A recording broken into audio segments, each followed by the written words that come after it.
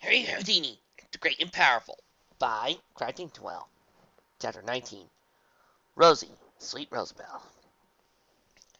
When the ovation died down, Houdini turned to the Solar Guard. Wonderful shot, sir. How did you do that? He asked, still a bit shaken from the experience. The human smiled. I'm not sick.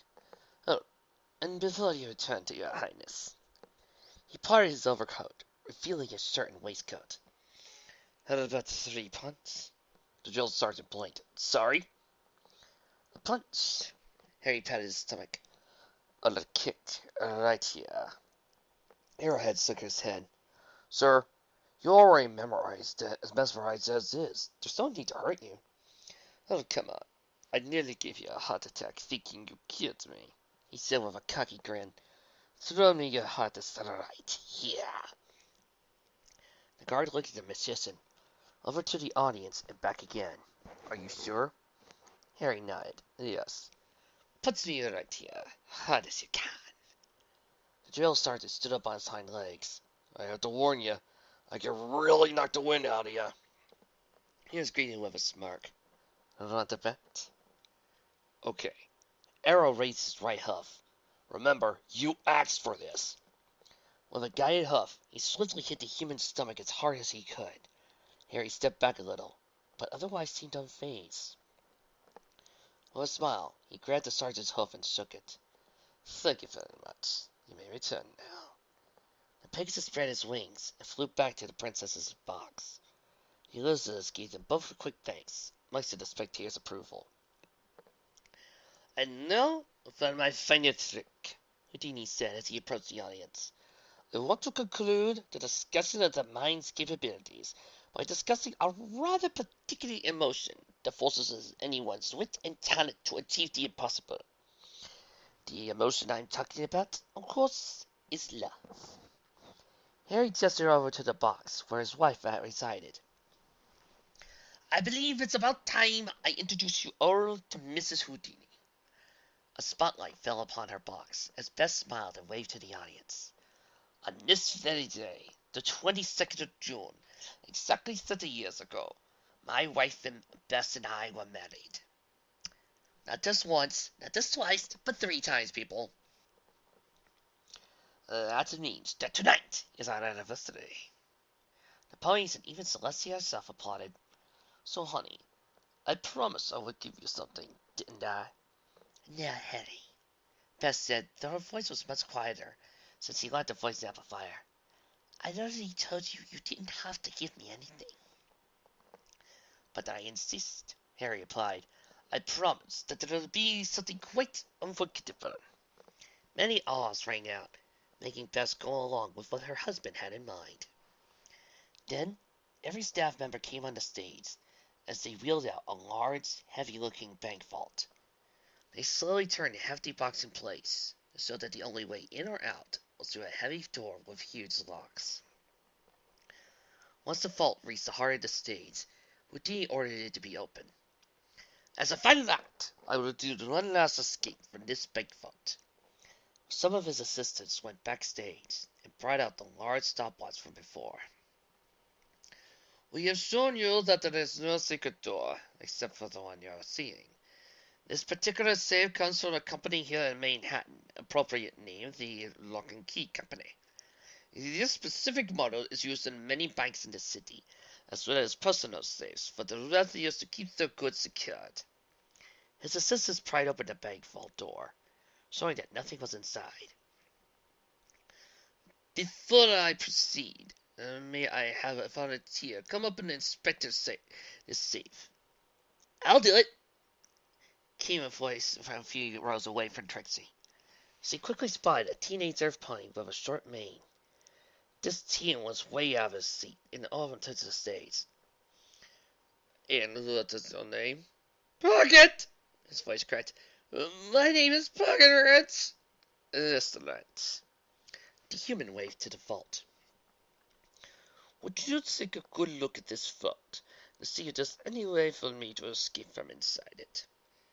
The light orange stallion walked up to the titanic black box.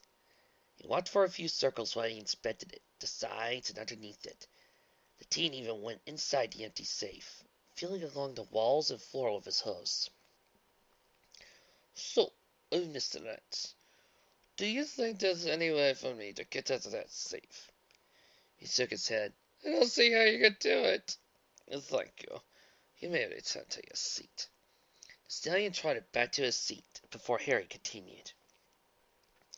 Some of you have already guessed it by now, but for my last trick of the evening, I shall attempt to escape from the inside of the Sears Bank vault.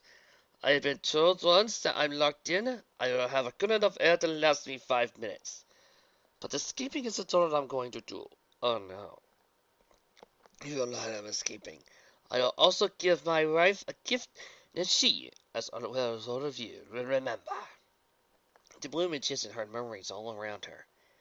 Everybody curious, yet excited to see what the illusionist had in store. Harry walked into the middle of the safe, before closing his eyes and going into meditative pose. His assistants and theater ponies clamped the heavy door of the vault, locking it in place in the big wheel at the front of the door. When 2 different ponies locked the final bits in place with 2 separate keys, the timepiece started to tick. Every pony waited. Now they had caught into Houdini's antics. They waited 5 minutes without anything happening. The minute ticked on as an assistant kept track of the time by flipping cards. 5 minutes. 6, 7, still nothing. 10, 15. The loudspeakers remained silent. At 25 minutes, the audience began to wonder what was taking him so long. At 27 minutes, one of his assistants walked up to the vault, banged his fist against the sides. Mr. Houdini, you still in there? At 35 minutes, the safe stayed still, but the audience wasn't. Growing concern spread like fire. At 50 minutes, calls for the vault to be open were demanded by the theater of ponies, but the assistants begged everyone to wait a little while longer. When Houdini still hadn't emerged after a full hour, it was finally decided the safe should be opened.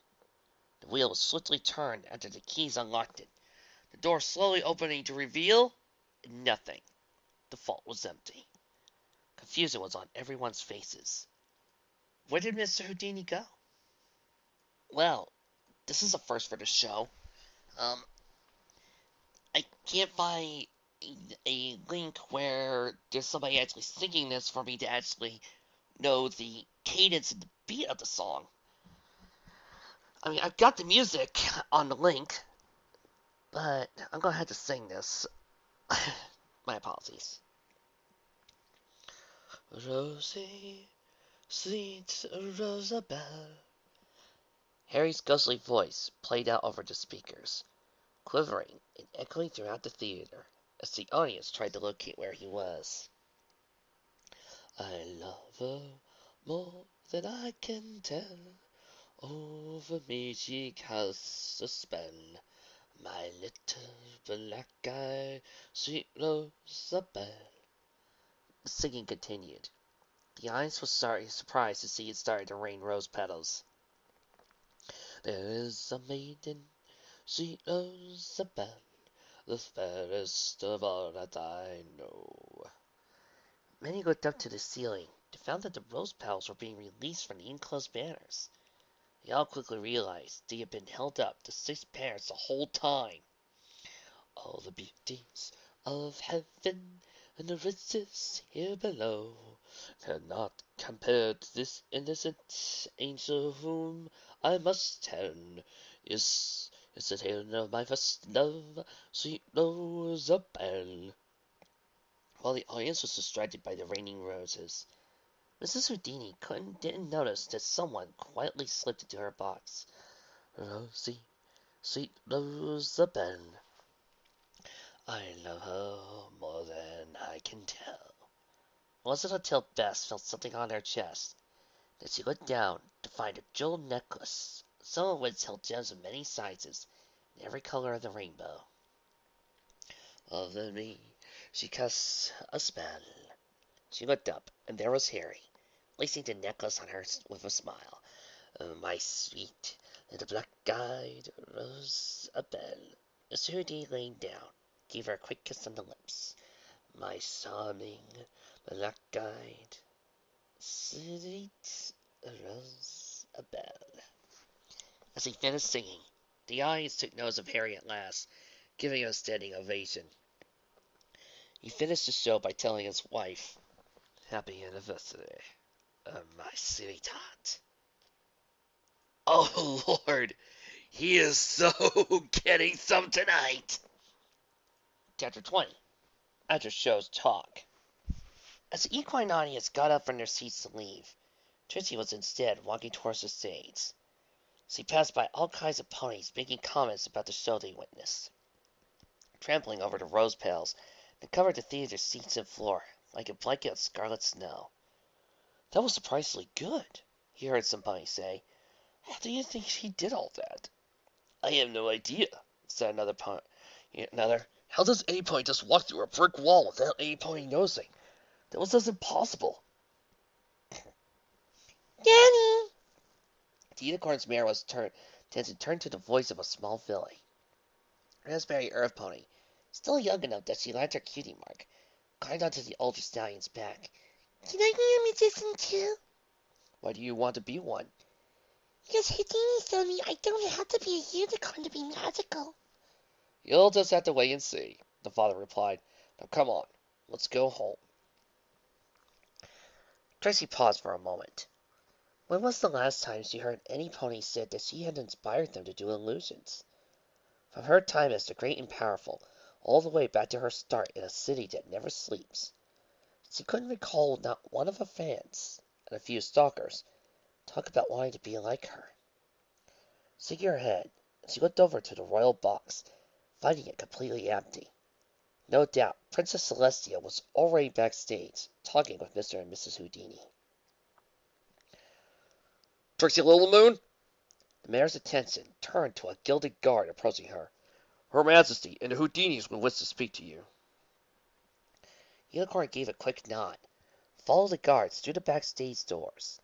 They walked through the Titanic props, before spotting Harry and his wife leaning against the brick wall, currently having a conversation with the Sun Princess. About what exactly, she wasn't sure. "Your Highness," the guard spoke up, getting Celestia's attention. Trixie bowed to her, and Celestia bid her to rise. "Miss Littlemoon, I presume." Hello again, Your Grace." "Again? What do you mean by again?" "It's, The woman resisted started, her ears folded back. "Long story. Trixie wishes not to talk about. I did something foolish that I don't want to remember." "Still feeling guilty about the amulet incident?" Celestia inquired. "Miss Littlemoon, I have already long pardoned you for what happened in Ponyville. And with what I hear about you saving Mr. Houdini's life, I would safely say that even Twilight would think you've improved." Celestia gave a small pause before deciding to change the subject. "In any case, as a professional illusionist yourself, what are your thoughts on the show?" "What do I think?" Trixie started, looking at Houdini for a few moments before locking onto him. She rose up onto her hind legs, trying to match him eye to eye. "Mr. Houdini, I am going to say this honestly, and without any sort of sarcasm." "All right," Harry shrugged. "What is it then?" "I hate you," she said calmly. "I hate how cleanly you pulled off every single trick. I hate how you somehow did the impossible without the aid of any unicorn magic. I hate that you were able to keep every pony on the edges of their seats. I hate how flawless your misdirection and sleight of hoof were. I hate how good your performance was, and how you almost gave every pony a heart attack or 10.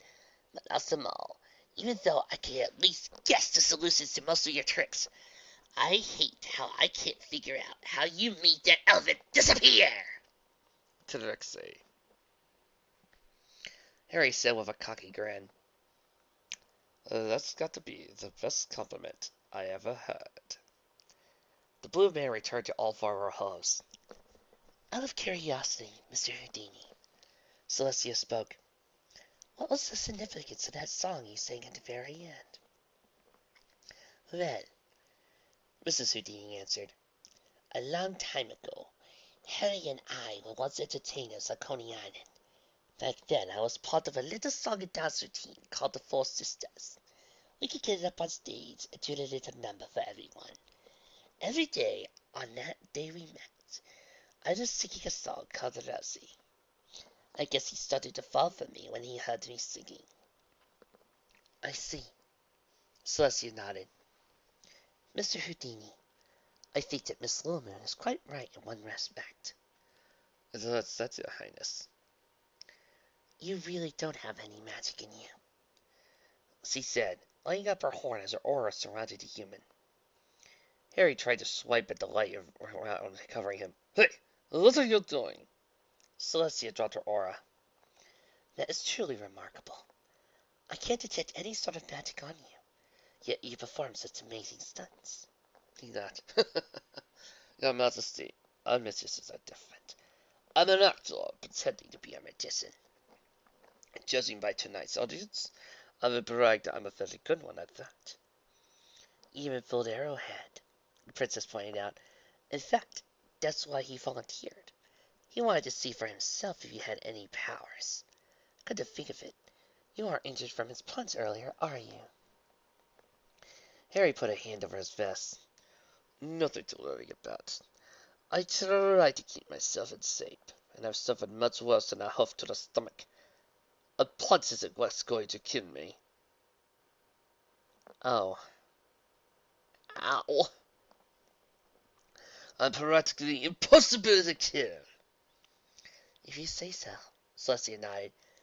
But all formalities aside, I think we should get straight to the matter at Hoof. I'm going to try my best to return you and your troop back home. You could do that, Bess asked. I mean, can you really get us back to New York? I can't guarantee it, but I will do everything in my power to help you get back once you came. Tell me, do either of you remember what happened when you first came here? There's not much to go by, Harry confessed. We were cleaning up after one of our evening shows when we heard a large crack of lightning above our heads. Next thing we knew, we were on a different street with all of our power phone lines cut. No, not cut, burned. They were made thick rubber and wire, too. I have no idea what happened. As Houdini talked about the experience, Trixie thought back to the unusual storm from weeks ago. The theater suddenly appearing after a bolt of lightning, the unscheduled rain, and discord for some reason. Your Majesty, Trixie spoke up. Trixie thinks she may have figured out how they got here in the first place. You do? Celestia asked. It's just a theory, so Trixie doesn't know if she's right. What is it? Discord was my show the night they arrived, Trixie replied. Trixie didn't think of it much time. Just that Discord was being Discord. But now she's not so sure. There was a pause until Harry raised his hand. Sorry, but who also what is Discord? Chapter 21. The Spirits of Chaos return. Just a moment, Your Highness, Houdini told Celestia, putting both his hands through his curly hair. Let's see if I get this right. You're telling me that there is a spirit out there that's the main source of disorder, that has apparently turned good. It goes around doing weird things like it's a cartoon. That's correct. The Solar Princess nodded. I don't quite understand why you find this so hard to believe. The human folded his arms. Okay. I, for one, can come to grips with talking ponies, Pegasi, and unicorns, since I can actually see them, feel them. I know that they're real. However, you had me until you said spirit. What's wrong with that? Trixie questioned. I still don't know much about this place. I had someone hope that the extreme lack of mediums to fool people that this place would be much more evoked from my own country.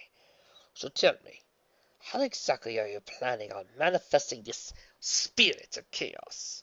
So we go inside a dark room with a magically moving table, and I be hearing disembodied voices that ring bells or blow whistles. No, Celestia responded, despite her complete confusion. That's not what I was planning on doing at all. Why are you suddenly against this, Mr. Houdini? He's someone that can help you all return home. Have you met him before? Harry guffawed. No offense, Your Grace, but I don't think meeting him would be necessary, since I know he doesn't exist. Every party within earshot stood in complete and utter shock. What did you just say? Yes, a discord. The human illusionist repeated. Yes, spirit of chaos doesn't exist. Anyone that's ever tried to prove me that spirits are real has turned out to be mediums, using the same tricks I used for my shows, like making things float with fishing wire, or using their legs to knock things over. Unless you can produce him in a lit room where I can physically see and touch him, I'm afraid that this spirit is nothing more than a product of your imaginations. With a sigh, Celestia lit her horn. She stayed like that for a few moments before it lit away. I think you'll want to hold on to something. Before either Houdinis could ask what she was talking about, there was an audible bump from the stage floor. Looking down, ponies and humans alike saw a handsaw blade emerging from the wooden planks.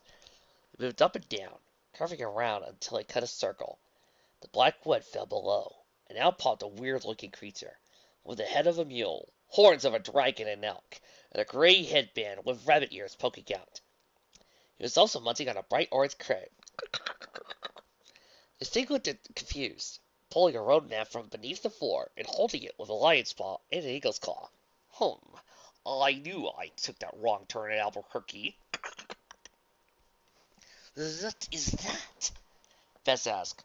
I'm a who, not a what, the creature corrected, crawling out of the hole. What? Don't ask questions like I do. That's why I'm a who. Now, if any of you don't mind telling me where I can take my complaint to the Wares, I'm going to be late to the Who's to give him a message from Mrs. Y. Actually, since I appear to be lost, could any of you point me to Idaho Falls? I think I can make my way from there.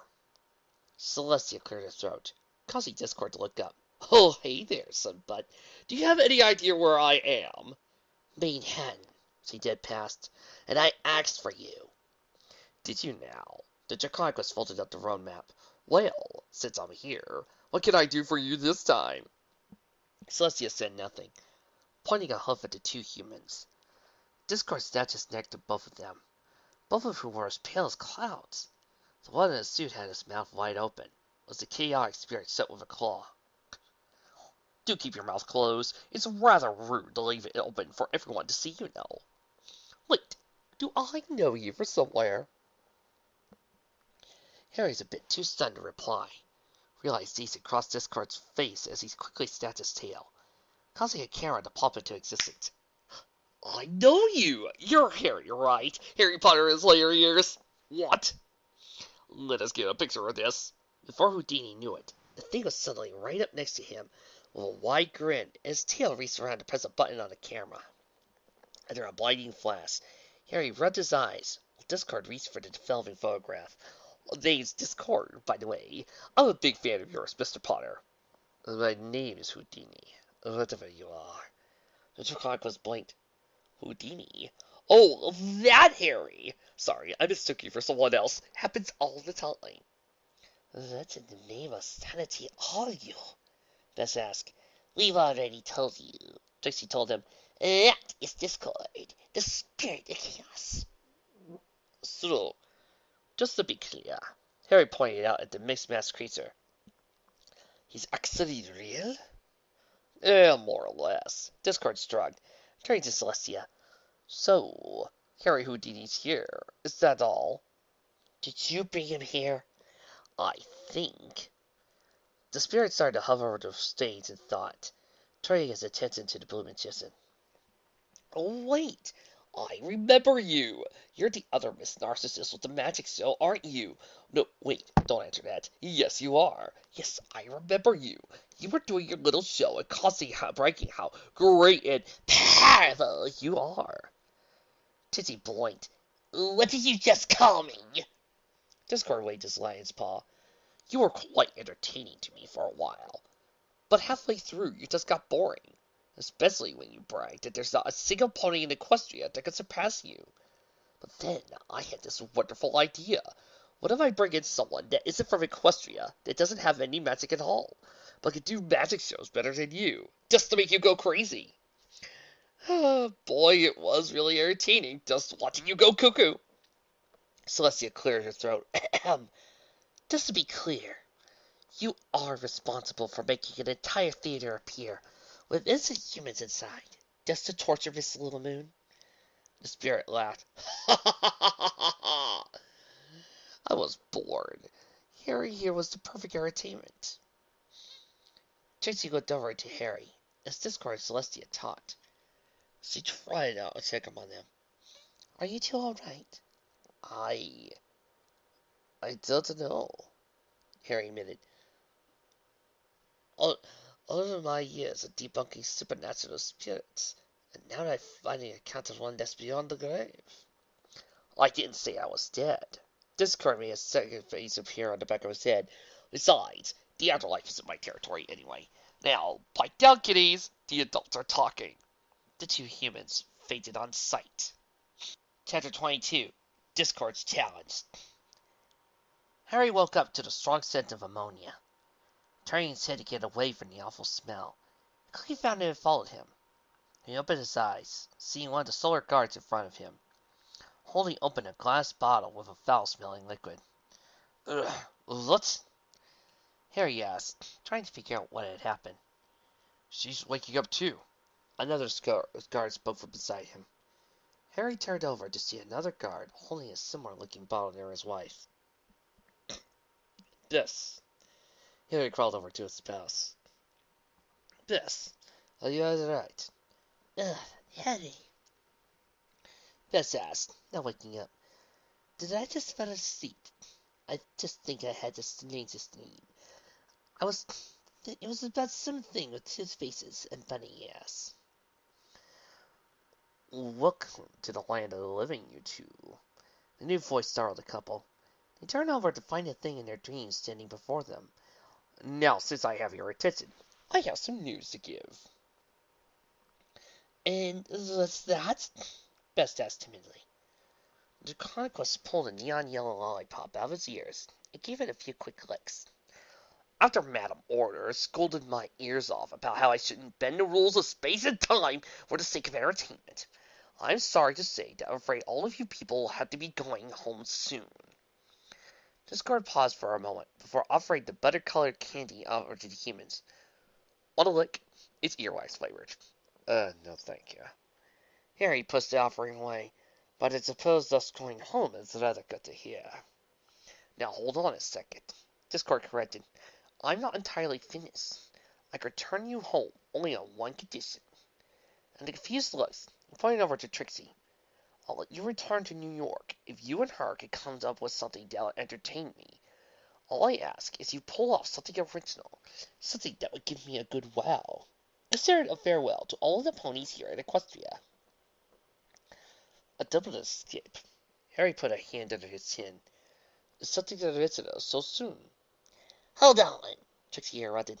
Why is Trixie being thrown into this? I never agreed to such a thing. I thought it would be amusing if the two of you, the greatest magician and the greatest narcissist, were to try and escape from something at the same time. Think about the entertainment value. The two of you bickering while you both are suspended over a shark tank or something like that. Harry stared deep in thought. He does have a point. If they're going to leave, might just give everyone a show by doing it. You know that? I think I'm up to the challenge. That is, if the Great and Powerful Trixie is winning. Every pony turned to the blue magician. She was now presented with an opportunity. Perhaps if she agreed to do this farewell escape with Mr. Houdini, she could finally learn a secret or two on how he pulls off his illusions. Even if the humans never return, at the very least, she would be the first, possibly only pony to see how it's really done. All right, Trixie consents to the challenge as well. You've got me curious. Celestia piped up. What are you planning on doing anyway? Yes, what sort of escape do you plan to do? The two listeners stood there in thought. Harry paced a tight circle while Trixie looked down at the floorboards. You'll have to be in jeans and cuffs, Trixie thought aloud. And perhaps we could do it in a tight space, Harry suggested. Something like one of those government mailing bags. The kind with a padlock. Boring! Come on, you could do better than that. What if I was wearing an anti-magic ring on my horn? Trixie proposed. That way, it'd be extremely difficult for me to get out. I could have had nothing but a loincloth, Harry added. But where could we do this escape? A stage this one too. And last time I checked, there's no need for airplanes, since the sizable amount of the apostrophe laser can fly. Then the great and powerful Trixie was struggling with inspiration. Oh, what if we were placed in a bag? But somewhere something that no sane pony would ever do. And what, pray tell, would that be? Discord asked, his arms folded. What if we were suspended by bundling it up over the edge at the top of the Mustang building? This got everyone's heads in. The Houdini's head looked confused at the suggestion. What's the Mustang building? Beth inquired. It's the tallest skyscraper in Manhattan, Celestia explained. It's currently one of the largest structures ever built, second only to the Palace of the Crystal Empire. The building possesses the modern world record of being 120 floors high. So, escaping from a bag, suspended by bundling rope, while hanging over the edge of the largest skyscraper in town? Harry asked. I think I'm beginning to like this idea more and more. As do I, Discord commanded. It sounds like something out of a Derry Dune novel, but with the execution device, sounds like it's straight out of James Bond. Huh? Harry asked, but the Draconic waved his claw at him. Never mind, it's not important. What is important, however, is that now you've caught my attention. Trying to escape from something at the risk of falling off a cliff of a tall building. Risky, dumb, exceedingly deadly, and overall completely suicidal. I'm going to need popcorn and for Coke for this! Chapter 23. The Falling Mailbag Escape. Houdini and Trixie team up for final escape. Manehattan, Equestria. It's been confirmed by Princess Celestia herself that human illusionist Harry Houdini, along with his wife and theater troupe, will be returning to their world very soon. However, Harry has agreed to do one last public escape before he leaves for good. This escape will be the most ambitious one to date, involving a burning rope, government mailbox, and a feeling floor from the top of the Mustang building. Joining in the escape will be none other than the Great and Powerful Trixie, who just today saved a human's life when he jumped off the Manhattan Bridge and was sabotaged. She will be shackled and placed in the same bag as Houdini, suspended over the guard railing. Today at 3 o'clock, with the assistance from the local police, the two magicians will not only be locked up in cuffs and chains, but Trixie also insisted that she wear an anti-magic ring on her horn. This, of course, will make it physically impossible for her to use any form of spells to aid in their escape. The police have also issued some Pegasus volunteers in case something goes wrong. Since this illusion is done without any mirrors, wires, or doubles, if the two of them don't escape this bag by the time their burning rope snaps, rest assured they will be safely caught in a net before being lowered to safety. This will be my first attempt for such an escape, says Houdini, who agreed to a short interview alongside Trixie. Not only am I going to be suspended over the city, but having a pony in the same bag is going to make things twice as difficult. Is it dangerous? Of course it is. But the Great and Powerful Trixie is confident it can be done. Trixie Manehattan. That's not to say she is quite honored to perform with one of the greatest magicians she's ever seen.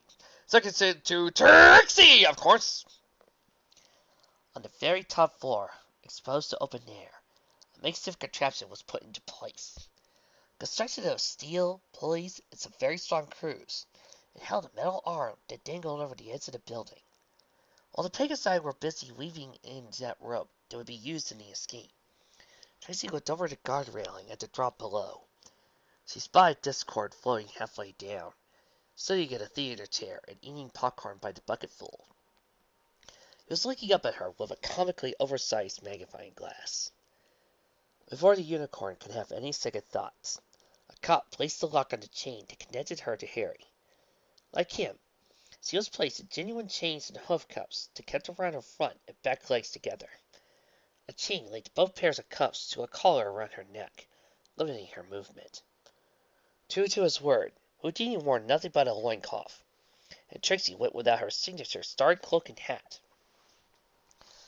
Harry was already sitting down in the opening of the government mailbag. The bag was padlocked and held closed with a rod, as it was meant to only be used for sending important mail across the country. Now, it was being used to trap the human and unicorn. And one last thing for you, Miss Little Moon, the officer said as he placed the ring over her horn. She tried to light up her horn to test it. No matter how hard she concentrated, the ring stayed in place. Trixie hoped that the illusion would be pulled off successfully. Both of them had already conspired as to how the trick was going to go down. By now, their assistants to be done with their task and already in place. Trixie took one last look at the horizon, where she could practically see the curvature of the planet, causing her legs to get a bit shaky. "Ladies and gentlemen," Harry announced to the crowd that gathered around them. "I thank you all for coming to what has been the greatest duet performance, the likes of which the world has never seen before." This was Trixie's cue to speak. As you can clearly see, we are both bounded and about to be placed inside of this bag. Once it is locked, we shall be hoisted up and suspended over a 120-foot floor drop. Part of the rope will be placed over a burning candle, giving us about a minute to escape. "If something were to go wrong," Harry spoke, "a flying team is our only means of safety, for they shall be responsible for catching us in the large safety net held below us." The police began to grab at the bag's rim to ensure they could move it. That is, if they're able to catch us and our deadly plunge to the streets below. Let's face it, there's always that chance. Now, the Blue Mare said, as the bag's rim held everything but her head, are you ready to see some real magic? The crowd atop the skyscraper cheered before the mailbag was pulled over the magicians' heads. Just before they closed it, Bess came running over and gave Harry a good kiss. "Open your mouth," says the persistent police pony. Harry did so, liking his tug around to show he had nothing to hide. Satisfied, the cops pulled the bag's rim over their heads, plunging them into total darkness. They felt the rod sliding through the rim above them, securing it. Trixie bent her head down towards Houdini. The last achievement did a ring around her horn. She could feel it slowly slipping off. Harry spat the ring out and whispered to her, "Do you think you can teleport us out? What's in the air?" In theory, Trixie confessed. I'm not exactly confident that this will even work.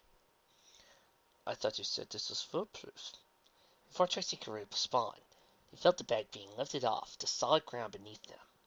"Oh well, it looks like it's a little too late to turn back now." Agreed. The unicorn tried seeking her cuffs. Laying up her horns, she tried to unlock the pair of cuffs with her magic to no avail. Oh, fantastic. Even the cuffs are magic resistant. How are we going to... Hick! Claire turned to face Harry. Lying of her oars, she could make out a scrunched up face, looking like he was trying to get something out of his throat. A few minutes later, he spat out a thin, silver pick into his hands. What hell? Trixie asked as Harry started to work on locking the pair of cuffs around his wrists. "I do need a trick," He explained as one cuff released his hold. "I learned how to swallow and regurgitate some things for the escapes." Once the other cuff fell, Harry moved on to Trixie's. "Now hold still for a second." Trixie saw the human pick up the locks inside her cuffs before they gave way. Of course, she commented. It really was that simple. "I told you." Harry moved on to picking the cuff on her other hoof. "I'm the only one here that's pretending to have magic. Anyway, let's hurry before the rope burns through." Her locks opened quicker than he had ever seen, his hand expertly picking them open in the tiny enclosed space of the thick canvas bag. Her cuffs fell away, freeing her from the restraints, but they were still stuck in the bag. "All right, Trix. Ready to get us out of here?" Before the mare could respond, there was a snap and a sudden sense of weightlessness along with the horrified screams of the audience outside. Panic and the fear of death filled the two magicians. Harry grabbed the pony in his arms. "Do this now! Do this now!" Trixie, amongst her fear and dread, focused her mind and went into overdrive. All of her concentration was put into her flashless teleportation spell. In a split second before her teleport, she hoped her assistants invariably carried out their tasks.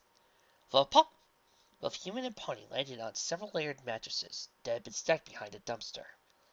The springs did their best to absorb their fall before bouncing the duo off into a pile of garbage. "That's it," Harry said, crawling out of the now ripped bag of rubbish. "I am definitely never doing that again." Boss! A voice screamed out. Both Harry and Trixie turned to find Houdini's assistant Anthony coming running out and rushing. You alright, boss? That was terrifying, he said, helping Trixie out of the garbage. As everyone stood distracted. You just got the bag now.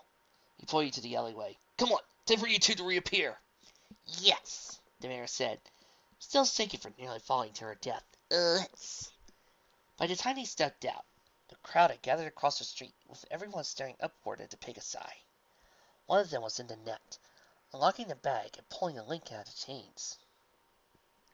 Ready to get to their attention, Trixie fired off her signature fireworks spell, sending lights and loud explosions to the air. Look! A pony pointed out the two illusionists.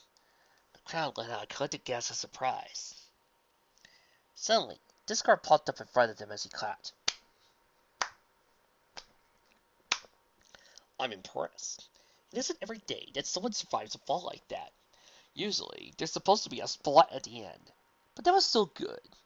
Although it were me, I would have had the bag exploded into ham sandwiches and hay, but for what we got, it wasn't bad. Harry sighed. Does that mean we get to go home? Yes, sure. Discard's chair crashed into the ground next to him. Discard took the now destroyed cherry to his claw and started to snack on it.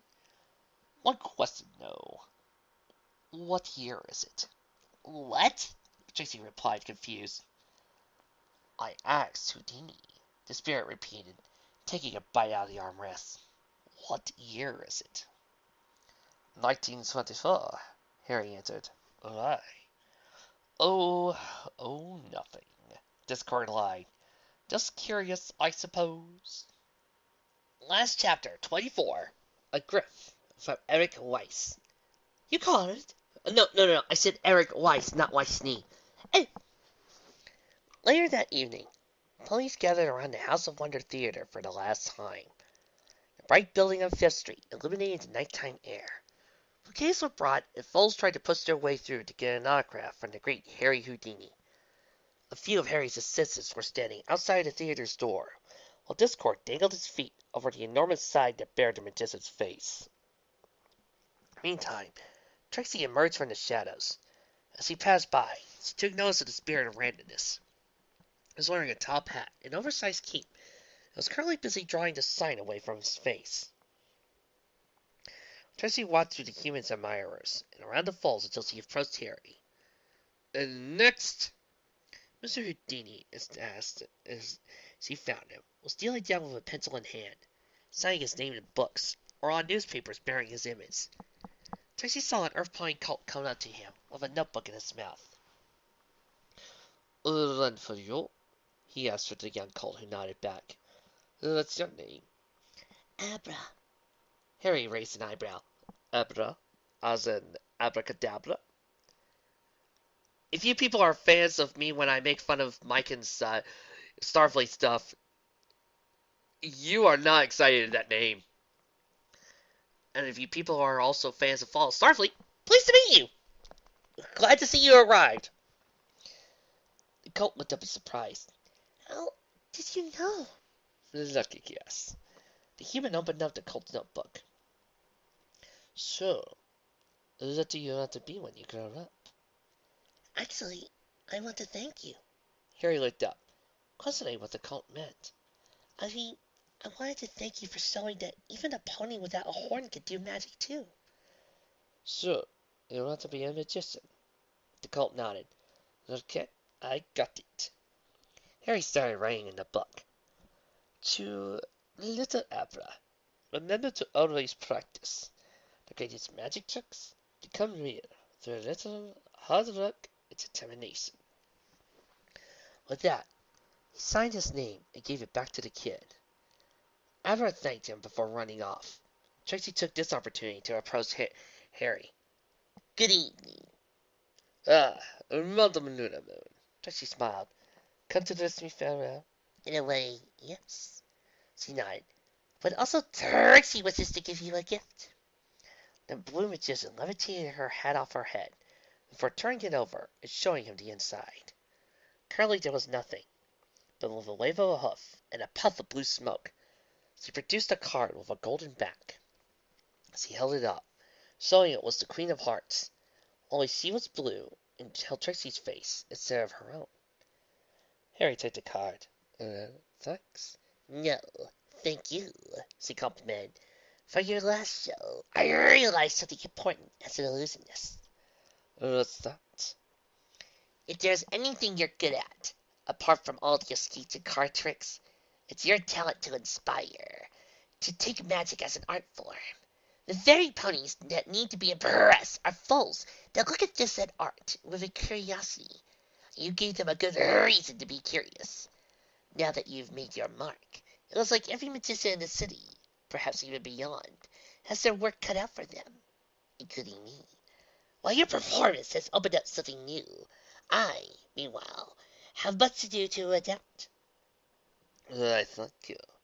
Harry nodded, reaching into his coat pocket and pulling out a pack of cards. As a fun trick, he clarified before spreading the cards out before her. Pick a card. Trixie's horns lit up, selected her card, turning over to reveal the Three of Clubs. As Harry got a good look at it, she placed it back in the deck. Oddly, Houdini placed it in his back coat pocket before he and his assistants walked back into the theater. Hey, wait a minute, she called out. What was the point of that? Yes, Harry said, before turning and shouting at Discord, Alright, it's your turn now! Finally! The spirit of chaos hovered over the sign at the edge of the Manehattan. For my trick, every pony! He called out as he took off his oversized cloak. For Mr. Ace's last trick, I will assist in making him and everyone in the theater disappear! The dark cloak stretched over the face of the theater. Pony stepped out of the way of the fabric draped over it.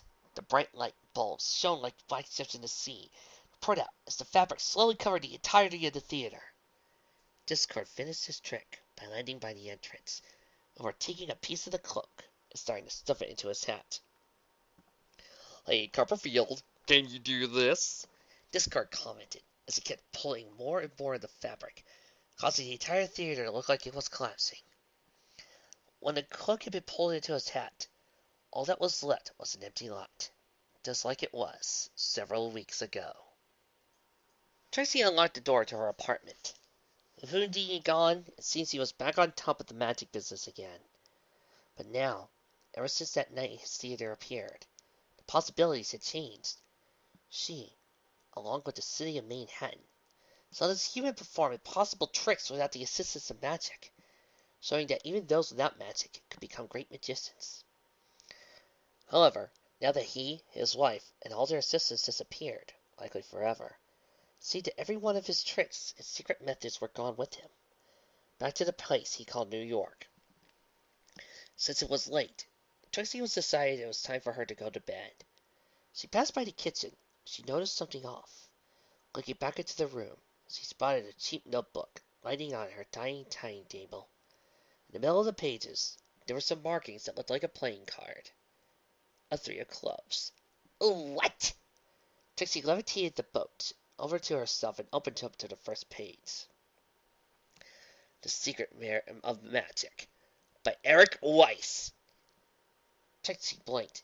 Who the hey is Ehrich Weiss? She thought, flipping to the next page. Dear Trixie, since you saved my life on the bridge, and considering I might be going home soon, I thought this would be the best token of my appreciation and symbol of our friendship. If you happen to find this book, I will probably return home. This world has no one like me, and I have no child to pass my secrets down to. So I want to assert that at least someone out there knows my secrets so they can continue to perform and amaze audiences. In this little notebook, I've come to the trouble of not only explaining every trick I've done in my time in Ecclesia, but even sketched out how they were done the best I could. The Blue Mare's eyes widened.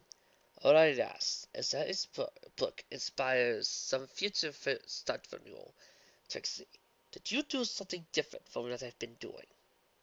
Remember, escapes don't shrink. They have to get larger and larger to get the crowd's attention. Consider this a guidebook in performing magic without your home. This isn't a way for you to steal from me. Rather, this book is a gift, a way for you to learn from me. Oh, you might be wondering about the name. Truthfully, my name really isn't Harry Houdini. That name is as much of a phony illusion as the tricks are in this book. My real name is Ehrich Weiss. Trixie started to flip through the pages in the notebook.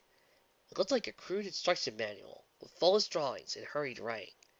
Yet, the sketches illustrated things that explained what went on behind the scenes, like trap doors or methods of concealing keys and picks, and even how he made the elephant disappear.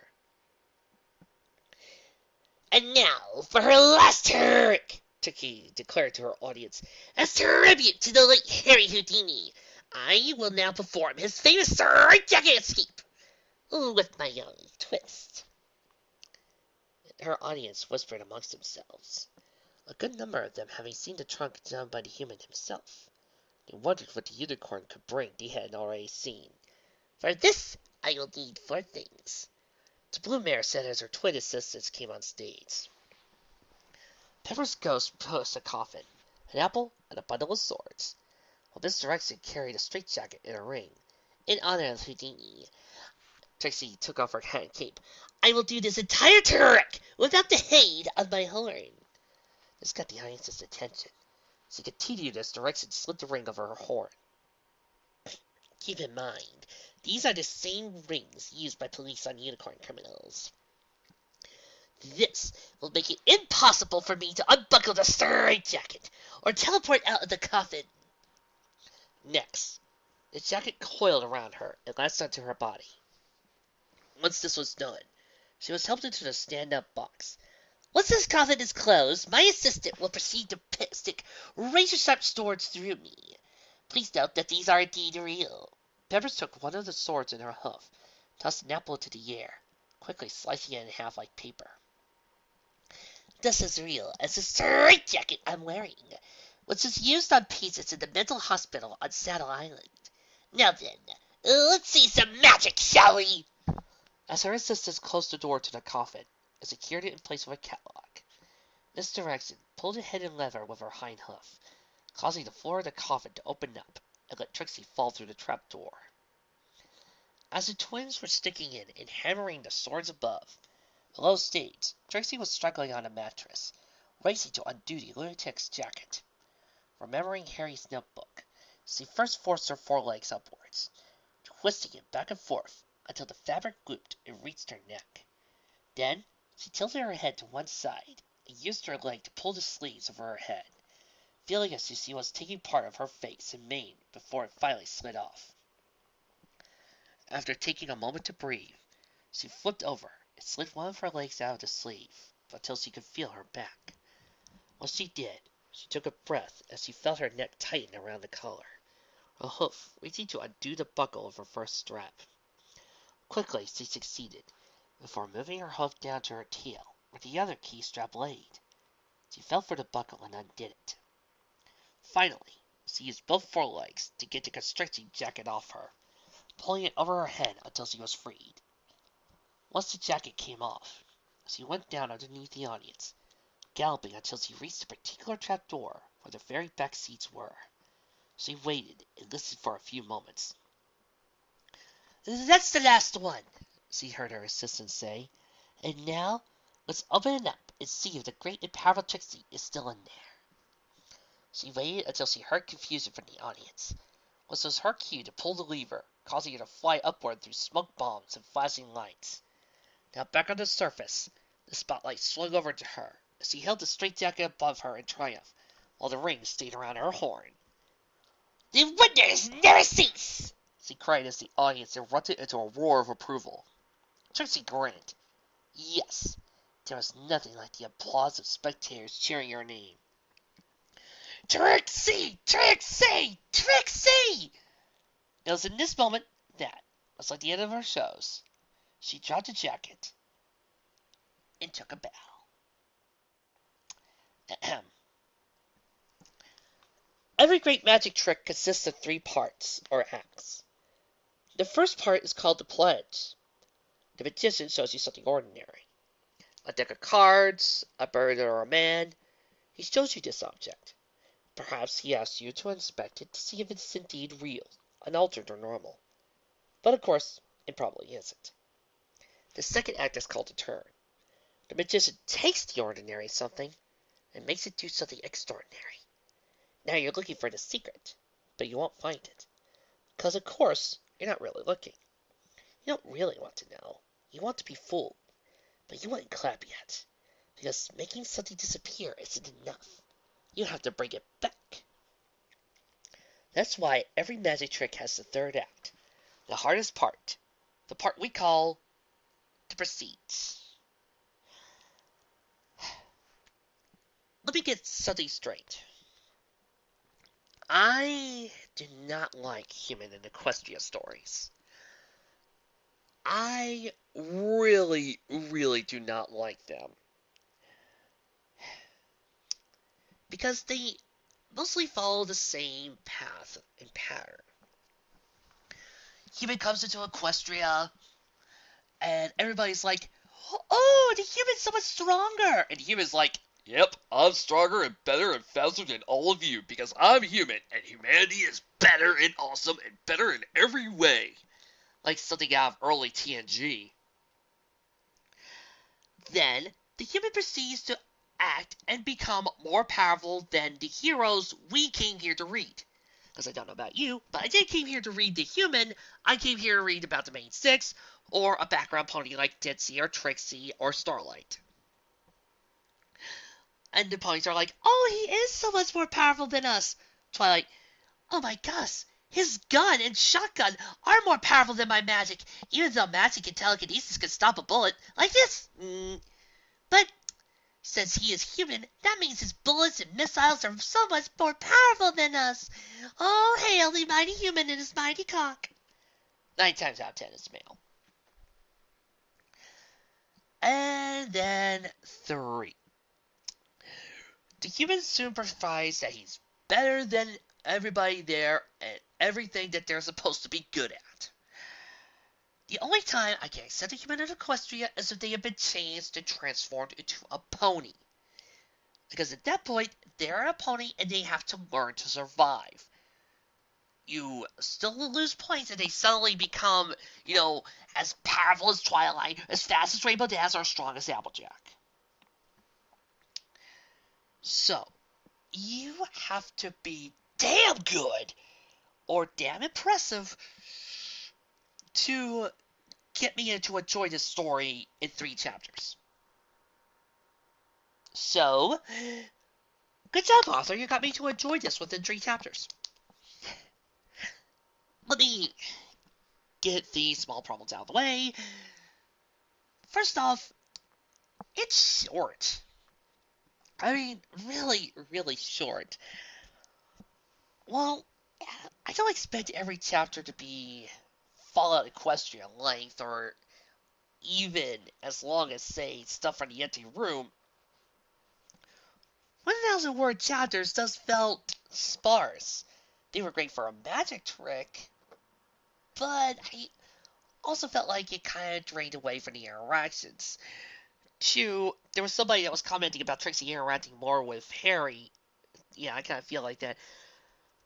But there's also one other thing I wish I would have added to this. I would have probably changed the date to it being 1926. I suppose that would miss out on Harry's 30th anniversary with Bess. But then again, if that did happen, I feel like it would have really given some tragic oomph. As Trixie watches him disappear and everybody else leaves, Discord breaks the sad news to Trixie. Then when she finds the book, Trixie can only smile, and that would help her out more. It would really add some oomph to their relationship. Everything else, though, was spectacular. I think you could have found a better human to use for this type of story and to air around Trixie than the Great One himself. You see, oh, I forgot to mention another rule of human in Equestria that really ticks me off is falling in love with any of the main 6.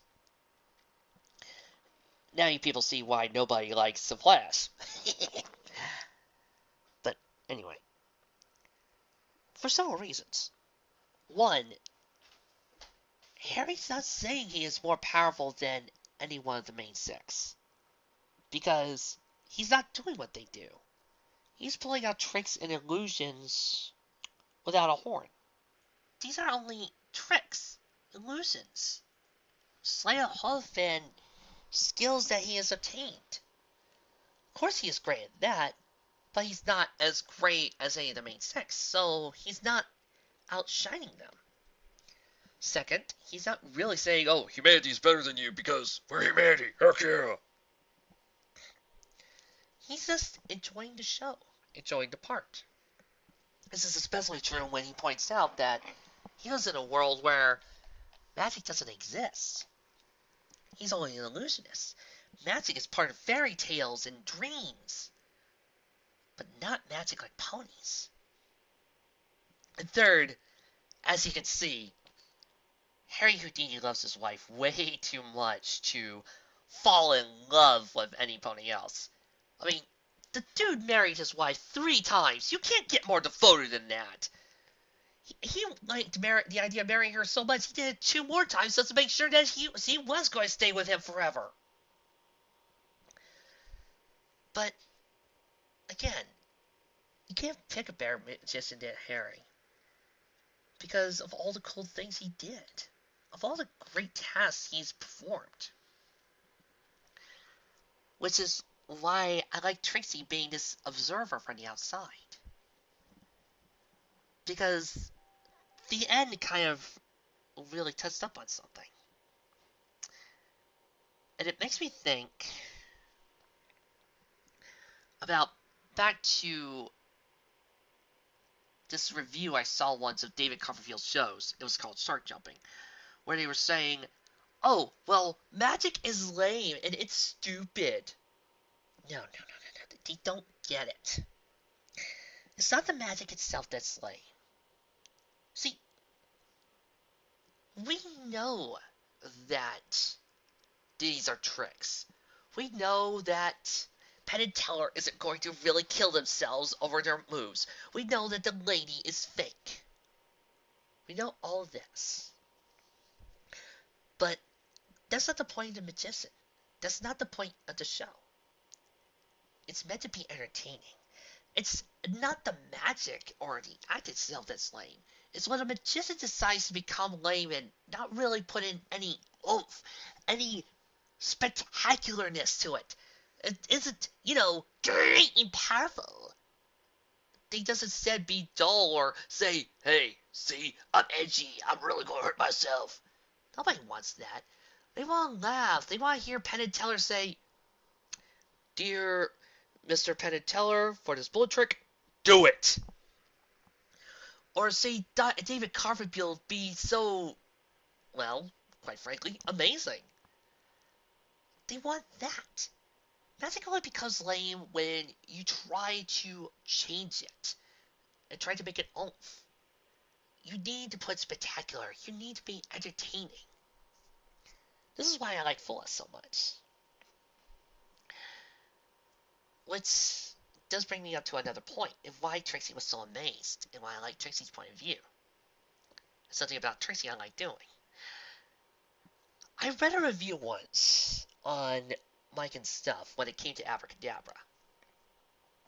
And this comes with a lot of kids shows when they do magic tricks. It does have the kid trying to pull off a Harry Houdini move and not really understand Harry Houdini or how magic is really done. The reviewer saw Abracadabra pulling off just a simple color change trick or the lame, oh look, I can change your bodies around even though everybody knows how it's done move. When Abracadabra was doing that in the fic, the reviewer asked this one question. This is the world of Equestria. Why is anybody really, really surprised or amazed by this trick when everybody can pull off fireballs or summon flame strikes? I like to add, it's kind of like saying, oh, I can perform a magic trick in friggin' Dungeons and Dragons. But that is where the writer becomes a magician. You've got to make it so that the power magic, the magic that is controlled by the elements, the fire, and all that, is taken out of the show, and you make it so that way the magicians don't use real magic. They use sleight of hoof. That's why I always write with Trixie.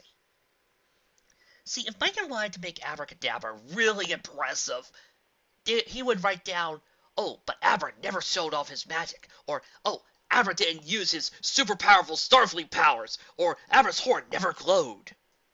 This is kind of what I always do with Trixie. I make it so that way, when people see her moves, Trixie will always show off that, oh, my horn's not glowing, or, oh, behold, no horn. Trixie can do this. Because that would be far more impressive. An Earth Pony pulling off a sleight of hoof trick or a change of a card. That is impressive.